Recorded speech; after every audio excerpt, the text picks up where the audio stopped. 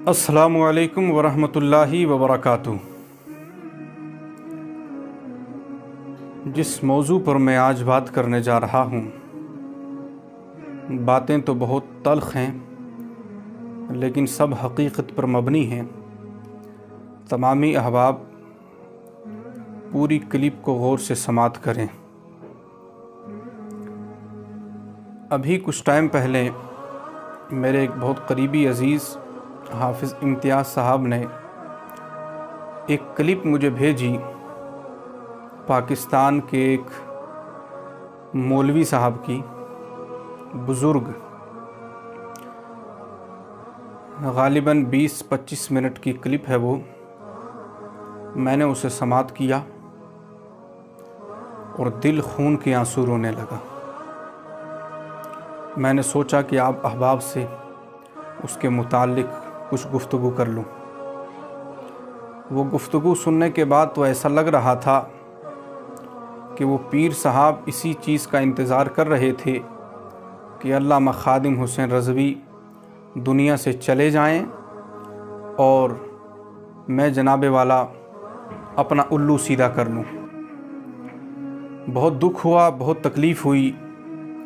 करोड़ों दिलों की धड़कन, आशिक़ रसूल, एक अज़ीम मुजाहिद, अमीरुल मुजाहिदीन, हाफिज़ अहादीस कसीरा, हाफिज़ अहमद रज़ा और हाफिज़ डॉक्टर इकबाल, मुहद्दिस आज़म पाकिस्तान, शेखुल हदीस व तफ़सीर हज़रतुल अल्लामा मौलाना हाफिज़ खादिम हुसैन रज़वी रहमतुल्लाहि ताला अलैह के जनाज़ा करोड़ों शाकान रसूल ने शिरकत करके बता दिया कि हम उस बाबे की एक बात पर अपनी जान निछावर करने वाले हैं। उन्हीं के जनाज़े पर, उनका जनाज़ा उनके बड़े बेटे हज़रत अल्लामा मौलाना हाफिज़ साद रज़वी ने पढ़ाया। अल्लाह रब्बुल इज़्ज़त ने उन्हें शर्फ़ बख्शा और उसी जनाज़े में हज़रत अमीरुल मुजाहिदीन की जगह जो खाली हो गई थी, वो उनके बेटे हज़रत अल्लामा मौलाना साद रज़वी को वहाँ पर उस मकाम पर तैनात किया और उस जगह को पुर किया। हत्ता कि अमीरुल मुजाहिदीन की जगह कौन पुर कर सकता है, लेकिन उन्हीं के लख्ते जिगर, उन्हीं के प्यारे बेटे, जिन पे उन्होंने बड़ी मेहनतें और हज़रत की बड़ी शफ़क़तें रही, हम सब ने सरख़म करके कारी साद रज़वी को तस्लीम किया। बड़ा दुख हुआ कि वो मौलवी, वो पीर जब तक हज़रत बाहयात रहे तो वो अपना उल्लू सीधा करता रहा हज़रत के नाम से। और जब मैंने उसकी गुफ्तगू सुनी तो ऐसे ऐसे नाज़ेबा अल्फाज, जैसे कि वो सिर्फ़ इसी इंतज़ार में था। और उसकी गुफ्तगू से तो ऐसा लग रहा था कि किसी ने कत्ल किया है। उसकी गुफ्तगू से ये महसूस हो रहा था, जिन जिन हज़रात ने सुनी है, मैं नाम नहीं बताऊँगा, आप समझदार लोग समझ गए होंगे, कारी साद रज़वी के बारे में वो नाज़ेबा कलिमात उस शख्स की ज़बान से निकले, अस्तग़फिरुल्लाह। मैं तो हैरान हो गया कि वो बंदा पहले क्या था और अब क्या हो गया। जिसको हमारे यहाँ पर अगर कोई इंसान की बातें चेंज होती रहें, अभी कुछ है उधर कुछ है, तो उसको कहते हैं गिरगिट। मैंने तो उस बंदे के अंदर वो गिरगिट वाला रंग देखा, रंग बदलते हुए। वो जी, उन्हें कौन जानता था, वो तहरीक का बानी मैं हूँ, वो तहरीक मैंने चलाई है। वो तहरीक का बानी ज़रूर तू है, लेकिन जब तुझसे नहीं चली, तू अपना उल्लू सीधा करने के चक्कर में रहा। मेरा बाबा आगे बढ़ा, उसने दीन का काम किया। और मेरे प्यारे, जब अल्लाह रब्बुल इज़्ज़त किसी अपने बंदे पे खुश होता है तो लोगों के दिलों में उस बंदे की मोहब्बत डाल देता है। 4 साल में जो बाबे रिज़वी ने काम करके दुनिया की मोहब्बत अपनी तरफ की है और अल्लाह उसके रसूल को जो राज़ी किया, तू सारी ज़िंदगी नहीं कर सका। तेरे पास तो सारी ज़िंदगी का वक्त पड़ा था। काम कर, आज भी तेरे पास वक्त है। और जो वो वीडियो मैंने देखी, मुझे हंसी भी आ रही थी देखकर। पूरी मस्जिद खाली, कोई आलिम नहीं उसके साथ बैठा हुआ, कोई कुछ नहीं। एक छोटी सी, एक जनाब को 2-4 बंदे आगे बिठा के पूरी की पूरी मस्जिद खाली, एक बंदा मुझे आगे दिखाई नहीं दे रहा। उनमें जनाब अपने ही अंदर मस्जिद में बढ़ गए जनाब, तो क्लिप बना रहा है। वो बाबा जी कहते थे ना, है पीड़ा और ते फकियाँ और। तो आज समझ आ गई है कि बाबा जी क्यों कहते थे। और यही बाबा जी के जुमले, बंदे दा पुत्र बन, कारी साद रिजवी के बारे में जो कलिमात तूने कहे हैं, शर्म नहीं आती? यकीन जब तक बाबा जी ज़िंदा रहे, डॉक्टर साहब को और बाबा रिजवी को इसी बंदे ने जुड़ने नहीं दिया, और आगे जो छोटे छोटे फिर वो लौंडे, वो इसी के ईजाद करदा थे। हमने दिलो जान से हाफिज साद रिजवी को अपना अमीर माना है। शर्म नहीं आती ये बातें करते हुए?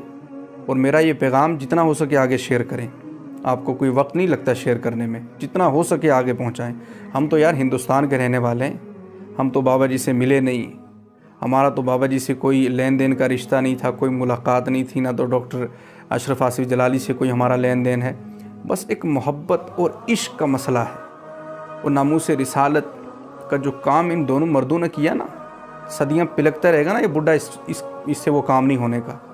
किया क्या इस बंदे ने उम्मत की खातिर, क्या किया है? बस जितना इससे हो सकता है। अब कह रहा है जी हम अमीर बनाएंगे, फलाना करेंगे। खाक करेगा तू, चुल्लू पर पानी लेके डूब के मर जा। अमीर अहले सुन्नत के बारे में वो नाज़ेबा कलिमात इस बंदे ने किए, तब भी कुछ नहीं कहा। और तू तो उस बात का जवाब नहीं दे पाया जो डॉक्टर साहब ने जनाब तुझे ललकारा हुआ है। आज तक पिल में छुप छुप के जनाब तू अपनी ज़िंदगी गुजार रहा है। तुझ पे तो जनाब बड़े बड़े फतवे लगे हुए हैं। तू अपनी सफाई जहाँ पेश नहीं कर सकता, तूने बानी और तूने तहरीक के अमीर बनाने।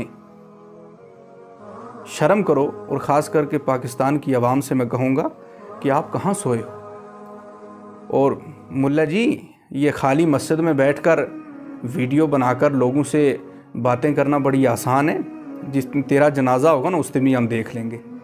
एक करोड़ों शकान रसूल सल्लल्लाहु अलैहि वसल्लम का जो जंबे गफ़ीर मीनार पाकिस्तान पे, और उन्होंने कारी साद रिजवी की इक़्तिदा में नमाज़ पढ़ी। वो लोग बेवकूफ़ नहीं हैं, अक्ल के अंधे नहीं हैं तेरी तरह। दुनिया में रहकर भी अपना उल्लू सीधा करता रहा, और अब भी तो यही चाह रहा है कि वो कुर्सी मुझे मिल जाए। वो कुर्सी उसको मिलेगी जो उसका हकदार होगा। वो हाफिज़ नहीं है, वो मौलवी नहीं है, वो नशेई है। और तेरी बातों से लग रहा था कि तू इस टाइम फुल नशे में है, और वही नशे की बातें तेरे से निकल रही हैं।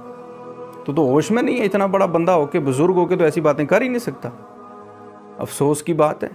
ये मेरी बातें तल्ख ज़रूर हैं, लेकिन सब की सब हकीकत हैं। हम कभी अपनी ज़बान ना खोलते अगर आप लोग ये बक बक ना करते। डॉक्टर साहब को, रिजवी साहब को जो जुदा किया आपस में, जो इख्तिलाफ, वो सब और सब इसी बंदे के कारनामे। अब चाह कह रहा भाई, बिल्कुल साफ साफ बात बता दे। तुझे पैसों की ज़रूरत है, बंगले की ज़रूरत है, गाड़ी की ज़रूरत है, उस शाकान रसूल दे देंगे तुझे, लेकिन कम से कम ताजदार ख़त्म नबूवत नामूस रिसालत का तू खिलवाड़ तो ना कर। ऐसे ऐसे नाजेबा कलिमात कहे कि बयान करने के लायक नहीं है। शर्म नहीं आई उस बंदे को ये बातें करते हुए। अब हम ये करेंगे, अब हम वो करेंगे। तू खोती नसीर करना है, बंदे का पुत्र बन। और वहाँ पर जी वहाँ कोई नहीं था, किसी से मशवरा नहीं लिया। उम्मत के एक से एक बड़ा मुक़्तदर उलमा, मशाइख, आइम्मा, हुफ़ाज़, कुर्रा और पीर गुफ़रान सियालवी जैसे बंदे ने अपना सर खम करके कहा कि हमें साद रिजवी इस तहरीक का अमीर मंजूर है। और उन्होंने कहा कि मैं बड़े करीब से साद रिजवी को जानता हूँ, वो अल्हम्दुलिल्लाह एक बेहतरीन आलिम है, बेहतरीन हाफिज़ हैं। एक मुसल्ला नहीं सुनाया, मैंने बाबा रिजवी की खुद क्लिप सुनी है। मैं उन्हें एक दिन भी स्कूल नहीं भेजे, मैं दरअसल मैं उन्हें आपको पढ़ाना सरफ नाम। हाँ जी, और एन जनाब वो सर जाहिर मैं जो उन्हें पढ़ाना, तो मैं उन्हें छोटे भी फेरदा। ये नहीं मतलब कि मैं बापू भी मारदा, उन्हें गाला भी कढ़ना। मैं इलम इंज नहीं मिला, इंज मैं सब बड़ी जलील होकर मैं आकर पढ़िया। तेन मैं आकर दास्तान सुनावा, हजारों सफे की किताब बन जाए, तेरे प्यो ने इलम किवें पढ़िया। इतने पुत्र मेहनत करनी पैसी है नहीं, मलिक खादिम का पुत्र होना काफी ना, बंदे ना पुत्र पढ़ के पढ़ो। हाँ जी, गल समझ आई कोई नहीं। हाँ, मैं अपना मुंडा जड़ा एक दिन भी स्कूल नहीं भेजा, बिल्कुल नहीं भेजा। मैं आखा यार ए पढ़, ABC की रोटी देंदी था जरा भाई यादरी को भी दे दे। अलिफ लाम मीम ज़ालिकल किताबु ला रैब फीह। हाँ जी, उन्हें कुरान मजीद सुनाया तो उन्होंने 30,000 तो ज्यादा पैसे देते बंदे, सूट देते, घड़ियां दी। मैं आखा वेखे ही जलीला, मैं आखा तू सारी जिंदगी 30,000 तू नहीं सी वेखना। वेखे ही, मैं आखा तेन एक महीने चगले 30,000 दे देते। हाँ जी, घड़ियां वखरियां, कपड़े वखरे। मैं आखा वेखे ही, मैं आखा इस्लाम ही है जो 30,000 देंदा। लोग 30,000 की खातिर नक रगड़ देंगे, सूट तेरे वखरे, जुतियां तेरी वखरे। मैं समझ आई है प्यो की गल? कहना जी आई है। मैं कहा बस हुजूर दे दीन नाल रवी, ये बहुत डाटा है। हाँ ये बहुत डाटा है, इन्हें उधार ते सहाबा दा भी नहीं रखा। कि मेरे बच्चे ने कुरान सुनाया, तरावी पढ़ाई तो 30,000 रुपये नजराना मिला, घड़ियाँ दी। ये आप लोगों ने भी सुना होगा। और बाबा रिजवी कहने लगे कि मैंने बच्चे को कहा कि देख, बड़े बड़े लोगों को ये 30,000 रुपये मंथली नहीं मिलते, अल्लाह और उसके रसूल पे तुझे दुनिया क्या से क्या दे रही है, हैं? बंदे का पुत्र बन के पढ़। और बाबा जी रिजवी खुद कहते हैं कि सर्फ में मेरा बच्चा बड़ा लायक है, इसलिए कि उसे मैं पढ़ाता हूँ, अपनी मिसाल देने। और मेरा बाबा सर्फ और नहव का इमाम है। तुम्हें अपनी बात का जवाब देना आया तो फिरोज़ुल लुगात खोल ली। तेरे इल्म का पता तो उसी दिन में चल गया था। तू कितना बड़ा फसीह अरबी जानने वाला है, जब मुहद्दिस लाहौरी ललकार रहा था तुझे। शर्म कर शर्म।